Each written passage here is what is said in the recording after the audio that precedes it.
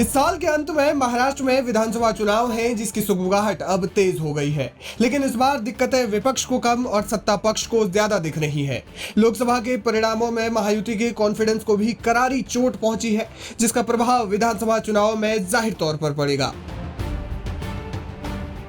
हालांकि महायुति के अंदर भाजपा के लिए स्थिति गंभीर होती नजर आ रही है। इससे पहले तक ऐसा कहा जाता था कि भाजपा अपने अंतर्कलह को खुद ही निपटा देती है और सहयोगी पार्टियों को भी संतुष्ट कर देती है, लेकिन इस बार ऐसी स्थिति नहीं दिख रही है।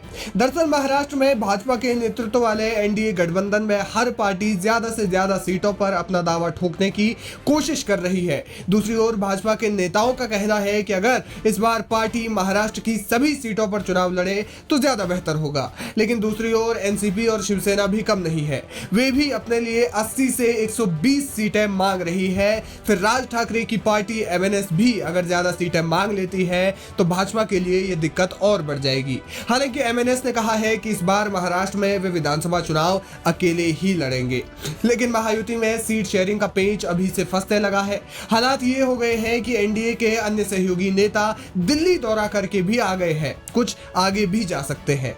यानी जो मुश्किलें अभी भारतीय जनता पार्टी के लिए नजर आ रही है वो आने वाले समय में और ज्यादा बढ़ सकती हैं। ऐसे में सवाल ये है कि क्या भाजपा फिर से महाराष्ट्र में सीटों से समझौता करेगी, और अगर करेगी तो इस बार कितना बड़ा? इस सवाल के जवाब को जानने के लिए हमें पिछले विधानसभा के परिणामों को समझना होगा। महाराष्ट्र में 288 विधानसभा सीटें हैं, जिनमें बहुमत का आंकड़ा 144 है। 2019 में हुए विधानसभा चुनाव में बीजेपी को 105 सीटें मिली, जबकि शिवसेना को 56, कांग्रेस को 45 और एनसीपी ने 53 सीटें जीती थी।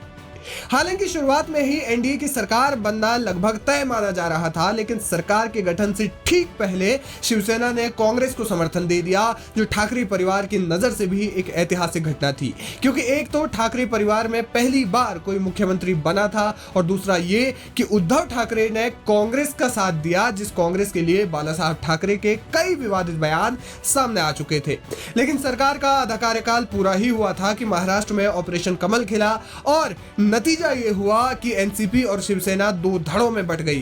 किसी भी राज्य की राजनीति में ये एक बड़ी घटना थी, क्योंकि दो पार्टियों का टूटकर विरोधियों के साथ मिल जाना कोई छोटी बात नहीं थी।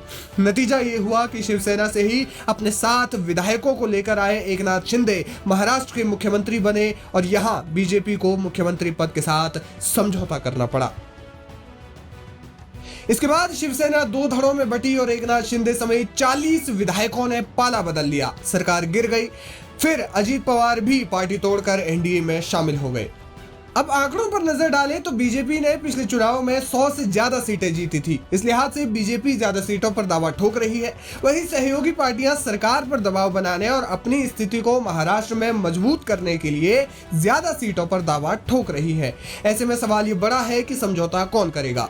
मीडिया रिपोर्ट्स की माने तो बीजेपी ही अंत में समझौता कर सकती है और पार्टी 150 सीटों पर चुनाव लड़ सकती है, और इन रिपोर्ट्स के आधार भी है। पिछले लोकसभा चुनाव में एनडीए महाराष्ट्र की 48 लोकसभा सीटों में से 42 जीती थी, और इस बार 17 सीटों पर ही सिमट कर रह गई। जाहिर है कि लोकसभा चुनाव के परिणामों का प्रभाव विधानसभा पर भी पड़ेगा। पिछले विधानसभा चुनाव में अविभाजित एनसीपी ने 120 सीटों पर चुनाव लड़ा था। ऐसे में उनके समर्थक उन्हें करीब करीब इतनी ही सीटों पर चुनाव लड़ने का दबाव बना रहे हैं। लेकिन 24 के लोकसभा चुनाव में उनकी पार्टी महज 1 सीट ही जीत पाई थी, तो इसका दबाव भी उन पर है और वे विधानसभा में बेहतर प्रदर्शन करना चाहते हैं। वहीं शिवसेना के पास जितने विधायक हैं, उससे दोगुनी सीटों पर चुनाव लड़ने का तो जरूर सोचेंगे। ऐसे में दिलचस्प बात यह है कि किस पार्टी को झुकना पड़ेगा। अब तक की खबरों और रिपोर्ट्स के मुताबिक एनसीपी और बीजेपी को ही सीट शेयरिंग पर समझौता करना पड़ सकता है। देखना यह होगा कि महायुति में सीट शेयरिंग कैसे होती है, किसके हिस्से में कितनी सीटें आती हैं।